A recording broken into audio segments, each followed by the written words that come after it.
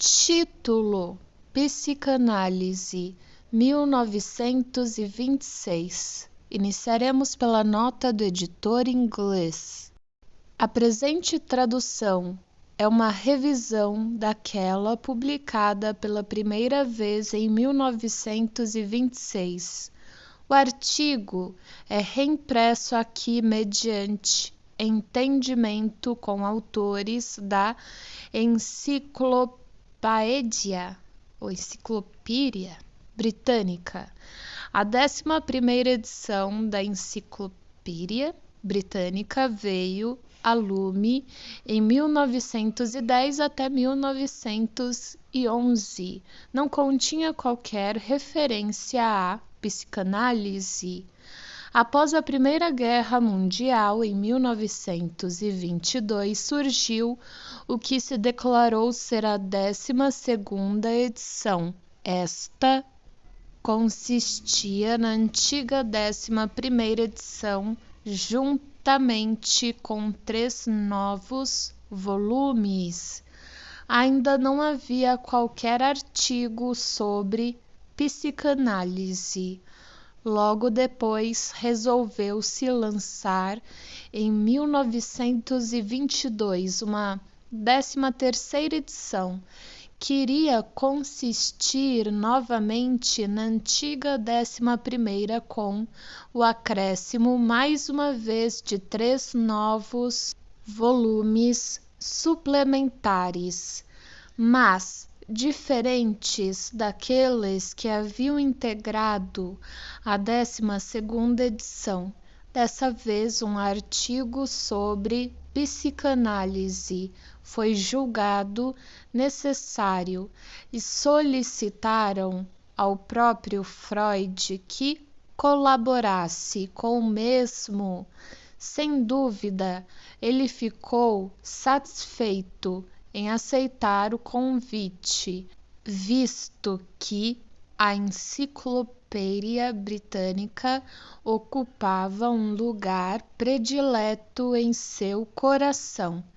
Enquanto preparava Totem e Tabu, escreveu a Ernest Jones em 24 de fevereiro de 1912, dando uma lista de todas as autoridades que ele havia consultado e concluía com evidente orgulho: estou agora até de posse da Enciclopédia Britânica. Edição 11, 1911. Jones, 1953. E era uma obra que ele estava sempre ávido para consultar. Já, além disso, em 1924, ele havia contribuído com um longo capítulo sobre psicanálise para uma compilação em 2 volumes que fora lançada pelos editores da Enciclopédia Britânica sob o título These Eventful Years. Muito pouco tempo após a publicação da 13ª edição, reconheceu-se a necessidade de produzir uma nova edição completa de toda a obra. Houve um movimento para substituir o artigo de Freud por um diferente, mas, através dos esforços conjuntos de Ernest Jones e do próprio Freud, essa ideia foi eliminada e o artigo foi mantido inalterado na 14ª edição, 1929, e em todas as subsequentes. De fato, contudo, quando o original alemão veio à luz em 1934, viu-se que certo número de modificações, pequenas, mas não destituídas de importância, tinham desde o início sido feitas na versão inglesa. O título do artigo, por exemplo, fora alterado de psicanálise para psicanálise escola freudiana, e uma referência pouco lisonjeira a Jung e Adler havia sido omitida.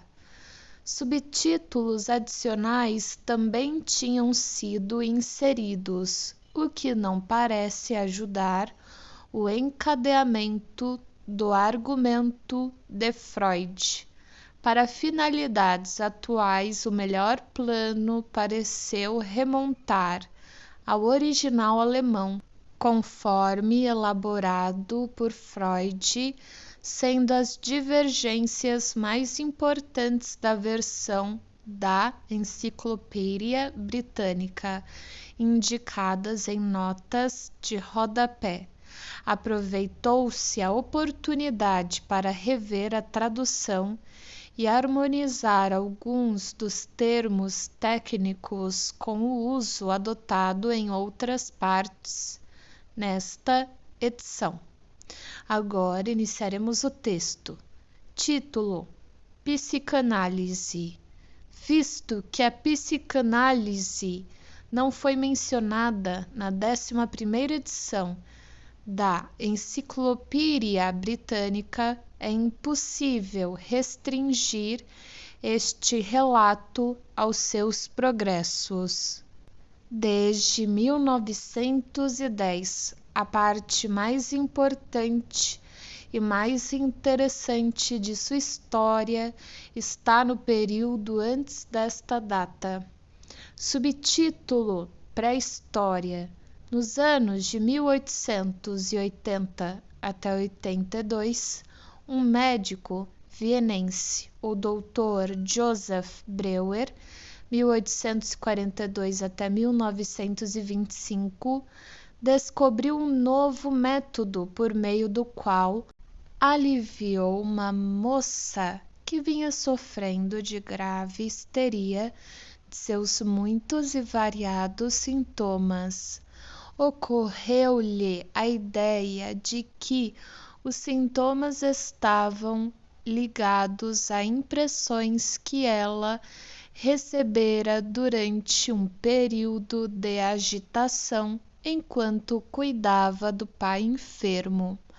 Ele então induziu-a enquanto ela se encontrava num estado de sonambulismo hipnótico a procurar essas ligações em sua memória e a viver através das cenas patogênicas mais uma vez, sem inibir os afetos que surgiam no processo. Ele verificou que quando ela fizera isso, os sintomas em causa desapareceu para sempre. Isso ocorreu numa data anterior às investigações de Charcot e de Pierre Janet sobre a origem dos sintomas histéricos e, assim, a descoberta de Breuer não foi, de modo algum, influenciada por eles, mas ele não levou o assunto adiante na época, e só uns 10 anos depois é que o recomeçou, em colaboração com Sigmund Freud. Em 1895, publicaram um livro, Estudo sobre a Histeria, no qual as descobertas de Breuer foram descritas e se fez uma tentativa para explicá-las pela teoria da catarse. De acordo com essa hipótese, os sintomas histéricos se originam através da energia de um processo mental que é afastado da influência consciente e desviada para inervação corporal, entre parênteses, conversão. Um sintoma histérico seria assim um substituto de um ato mental omitido e uma reminiscência da ocasião que deve ter dado margem a esse fato. E com base nesse ponto de vista, a recuperação seria o resultado da liberação do afeto que se extraviara e de sua descarga por um caminho normal, abreação. O tratamento catártico deu excelentes resultados terapêuticos, mas verificou-se que não eram permanentes e que não eram independentes da relação pessoal entre o paciente e o médico. Freud, que depois prosseguiu com essas investigações sozinho, fez uma alteração técnica das mesmas, substituindo a hipnose pelo método da associação livre.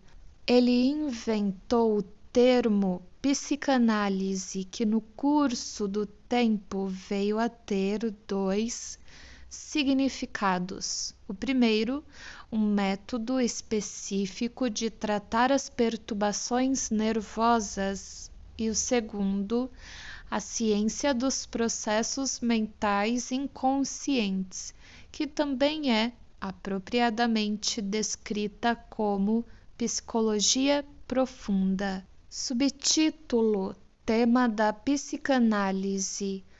A psicanálise encontra apoio sempre crescente como método terapêutico, devido ao fato de que pode fazer mais pelos seus pacientes do que qualquer outro método de tratamento. O principal campo de sua aplicação são as neuroses mais brandas, histeria, fobias, estados obsessivos, e nas malformações do caráter e inibições ou anormalidades sexuais. Ela também pode trazer acentuada melhoria ou mesmo recuperação. Sua influência sobre a demência precoce e a paranoia é duvidosa. Por outro lado, em circunstâncias favoráveis, pode lidar com estados depressivos, mesmo se forem de tipo grave. Em cada caso, o tratamento exige muito, tanto do método como do paciente. O primeiro necessita de uma formação especial e deve dedicar longo período de tempo à exploração da mente do paciente, ao passo que o segundo deve fazer consideráveis sacrifícios, tanto materiais como mentais. Não obstante, todas as preocupações em jogo são, em geral, recompensadas pelos resultados. A psicanálise não atua como uma panaceia conveniente, cito, tutte jucunde, para perturbações psicológicas. Ao contrário, sua aplicação tem sido essencial para tornar claras, pela primeira vez, as dificuldades e as limitações no tratamento de tais distúrbios. No momento, só em Berlim e em Viena é que há instituições voluntárias que tornam o tratamento psicanalítico acessível às classes assalariadas. A influência terapêutica da psicanálise depende da substituição de atos mentais inconscientes por conscientes e vigora dentro dos limites desse fator. A substituição efetivada superando-se as resistências internas na mente do paciente. O futuro provavelmente atribuirá muito maior importância à psicanálise como a ciência do inconsciente do que como um procedimento terapêutico. A psicanálise, no seu caráter de psicologia profunda, considera a vida mental de 3 pontos de vista: o dinâmico, o econômico e o topográfico. Do primeiro desses pontos de vista, o dinâmico, a psicanálise extrai todos os processos mentais independentes da recepção de estímulos externos, da ação mútua de forças que ajudam ou inibem umas às outras, se combinam, entram em conciliações umas com as outras, etc. Todas essas forças são originalmente da natureza de instintos, assim possuem uma origem orgânica, são caracterizadas por possuírem uma reserva de energia somática imensa, a compulsão, a repetição, são representadas mentalmente como imagens ou ideias com uma carga afetiva.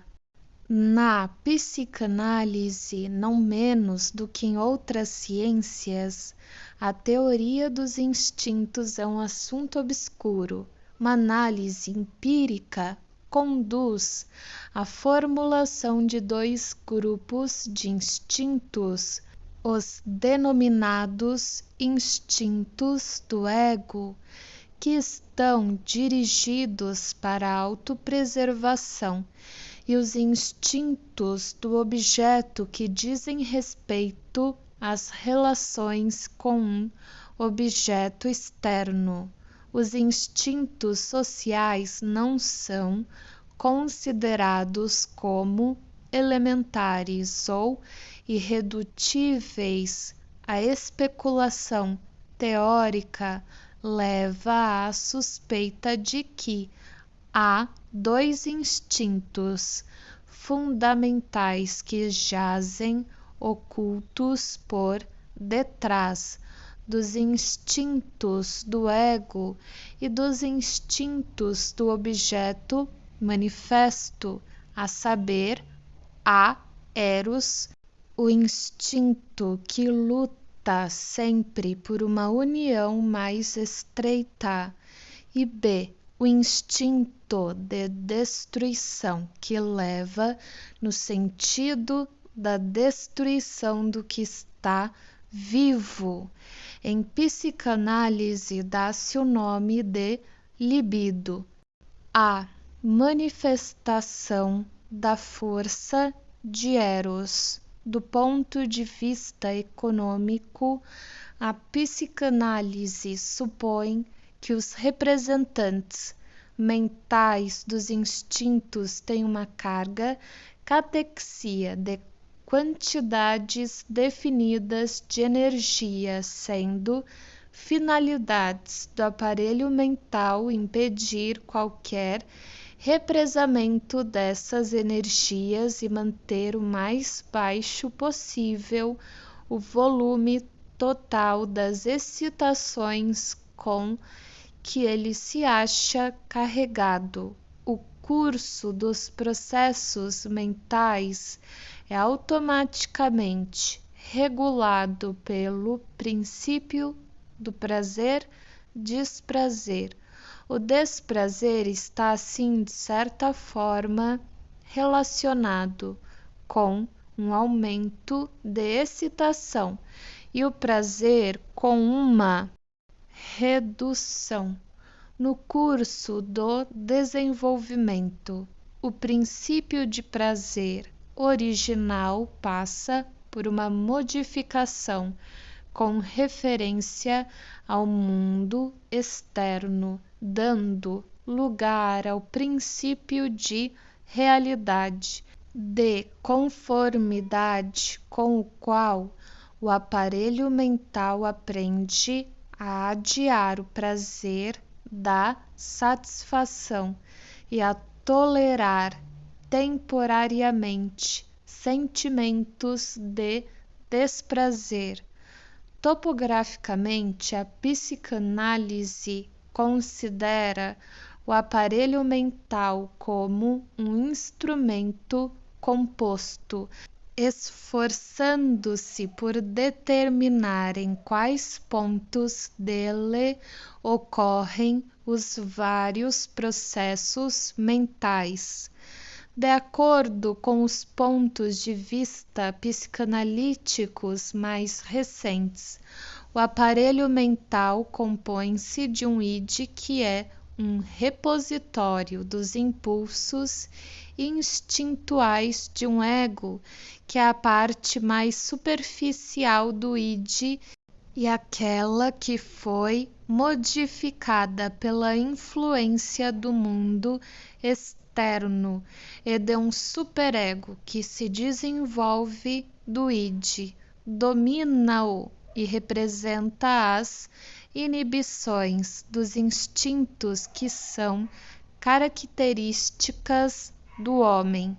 A qualidade da consciência também conta com uma referência topográfica, pois os processos no id são inteiramente inconscientes, ao passo que a consciência é a função da camada mais externa do ego, que se interessa pela percepção do mundo externo. A essa altura, duas observações talvez sejam cabíveis. Não se deve supor que estas ideias muito gerais sejam pressuposições, das quais depende o trabalho da psicanálise. Pelo contrário, são suas conclusões mais recentes e estão abertas à revisão. A psicanálise está firmemente alicerçada na observação dos fatos da vida mental e por essa mesma razão sua superestrutura teórica ainda está incompleta e sujeita a constante alteração.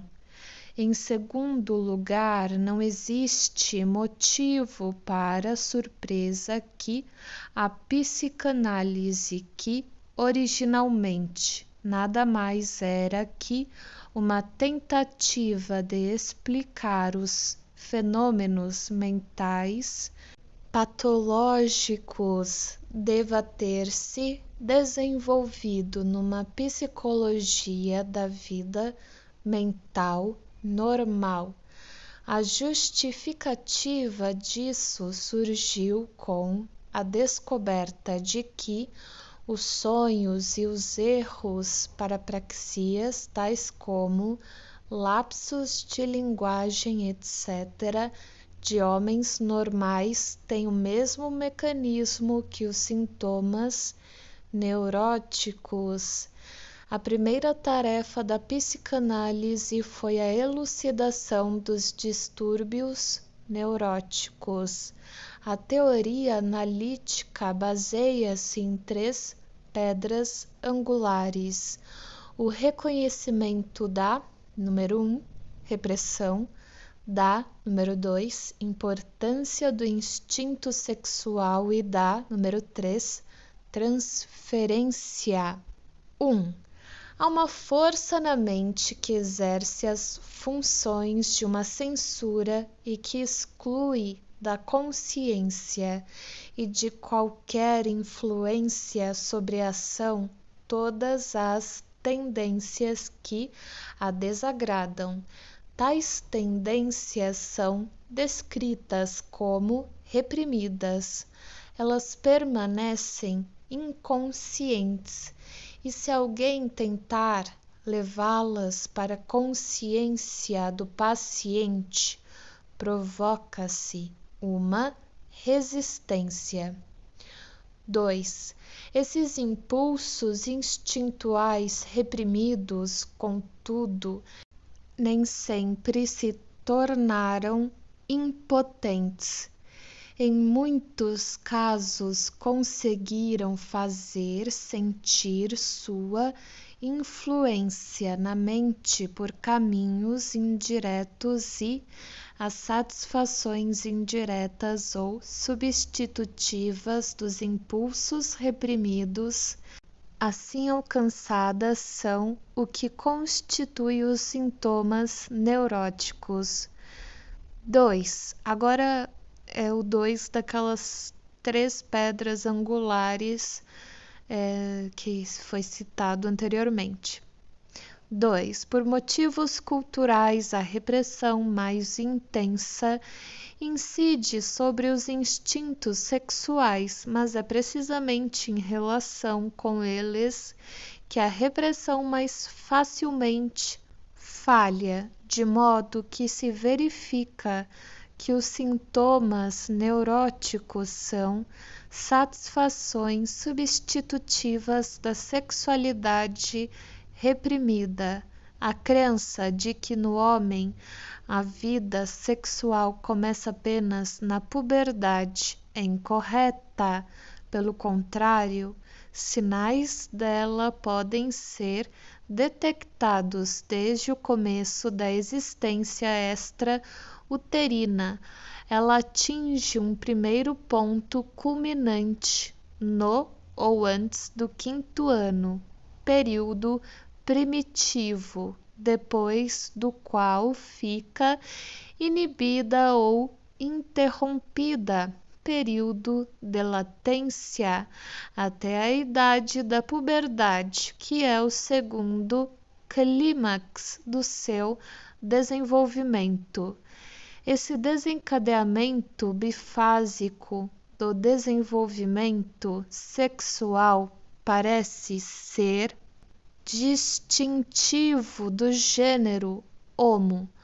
Todas as experiências durante o primeiro período da infância são da maior importância para o indivíduo e, em combinação com sua constituição sexual herdada, foram as disposições para o desenvolvimento subsequente do caráter e da doença. É errôneo fazer a sexualidade coincidir com a genitalidade. Os instintos sexuais passam por um complicado curso de desenvolvimento, e só no fim deste é que a primazia das zonas genitais é alcançada. Antes disso, há grande número de organizações pré-genitais da libido, pontos nos quais ela pode tornar-se fixada e aos quais, no caso de subsequente repressão, ela retornará. Regressão. As fixações infantis da libido são o que determina a forma de qualquer neurose ulterior. Assim, as neuroses devem ser consideradas como inibições no desenvolvimento da libido. Não existem causas específicas de perturbações nervosas. A questão de se um conflito encontra uma solução saudável ou conduz a uma inibição neurótica de função depende de considerações quantitativas. O conflito mais importante com o qual se defende uma criancinha é sua relação com os pais. O complexo de Édipo é ao tentar lidar com esse problema que aqueles destinados a sofrer de uma neurose habitualmente malogram. As reações contra as exigências instintuais do complexo de Édipo são a fonte das realizações mais preciosas e socialmente importantes da mente humana. E isto é válido não somente na vida dos indivíduos, como também, provavelmente, na história da espécie humana como um todo. O superego também, a instância moral que domina o ego, tem sua origem no processo de superação do complexo de Édipo. 3. Por transferência quer-se dizer uma peculiaridade marcante dos neuróticos. Eles desenvolvem para com seu médico relações emocionais, tanto de caráter afetuoso como hostil, que não se baseiam na situação real, mas que derivam de suas relações com os pais, o complexo de Édipo. A transferência é uma prova do fato de que os adultos não superaram sua antiga dependência infantil. Ela coincide com a força que foi designada como sugestão. E é somente aprendendo a fazer uso dela que o médico fica capacitado a induzir o paciente a superar suas resistências internas e a eliminar suas repressões. Dessa forma, o tratamento analítico atua como uma segunda educação do adulto, como um corretivo da sua educação enquanto criança. Dentro deste estreito âmbito, foi impossível mencionar muitos assuntos do maior interesse, tais como a sublimação dos instintos, o papel desempenhado pelo simbolismo, o problema da ambivalência, etc.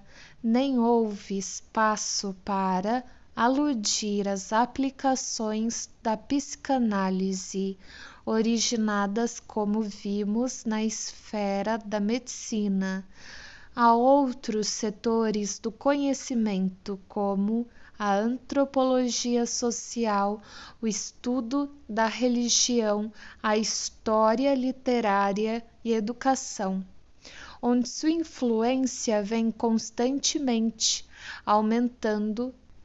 E basta dizer que a psicanálise, em seu caráter da psicologia dos atos mentais inconscientes mais profundos, promete tornar-se o elo entre a psiquiatria e todos aqueles outros ramos da ciência mental. Subtítulo: A história externa da psicanálise. Os primórdios da psicanálise podem ser assinalados por duas datas: 1895, que viu a publicação dos estudos sobre a histeria de Breuer e Freud, e 1900, que testemunhou a da interpretação de sonhos de Freud. De início, as novas descobertas não despertaram interesse algum. quer na profissão médica, quer entre o público em geral.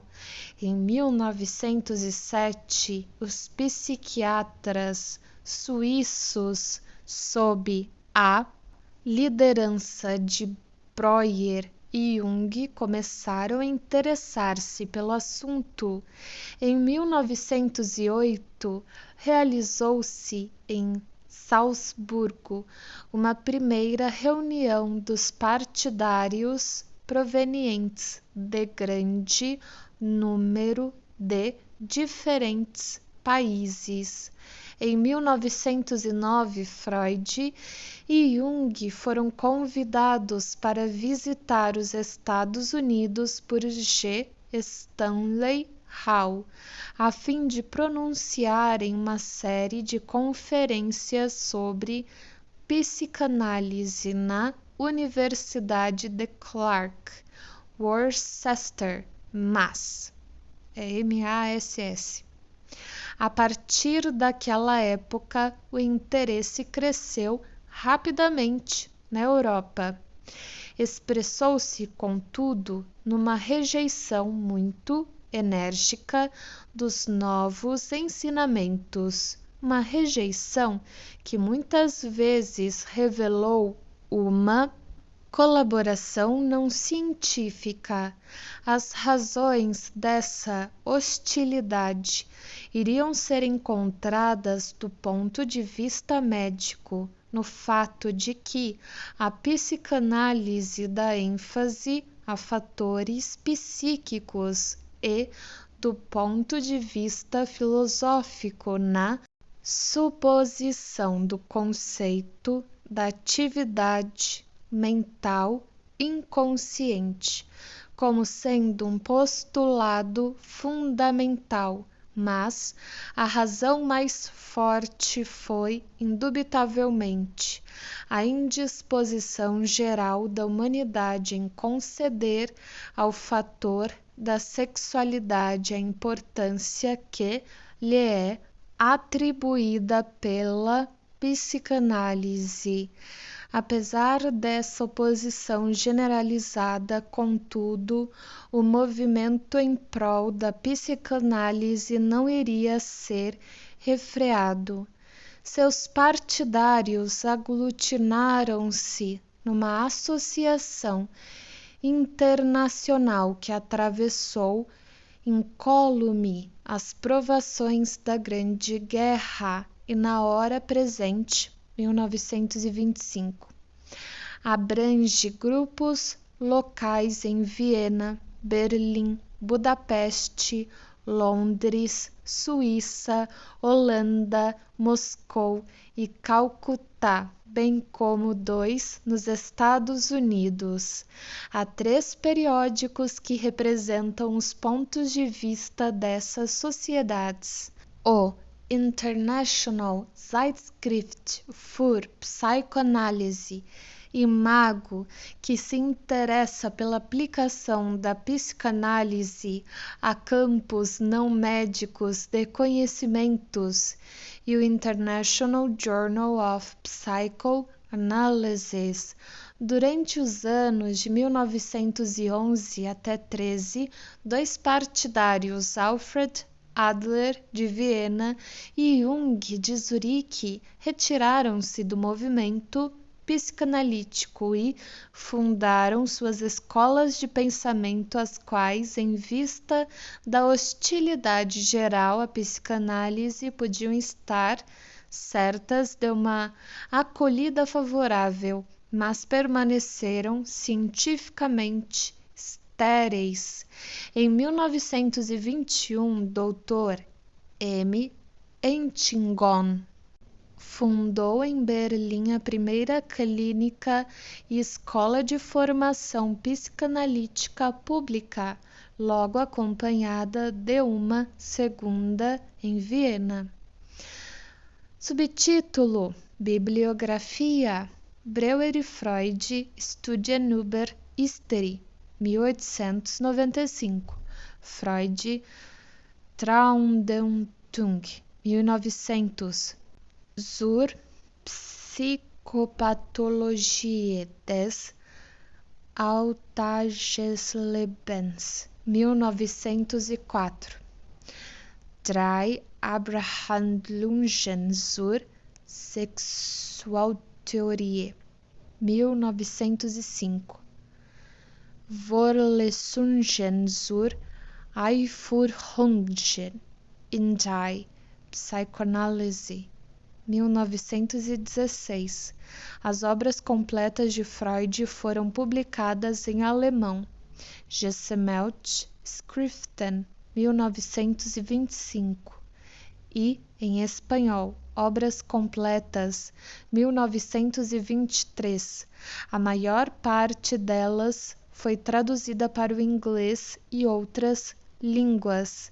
Breves relatos do tema e da história da psicanálise serão encontrados em Freud über Psychoanalyse, as conferências pronunciadas em Worcester, Estados Unidos. 1909, Zur Geschichte der psychoanalytischen Bewegung, 1914. Selbstdarstellung, na coleção de Grote, Die Medizin der Gegenwart, in Selbstdarstellungen, 1925. Particularmente acessíveis aos leitores ingleses são Ernest Jones Papers on Psychoanalysis e A. Brill Psychoanalysis.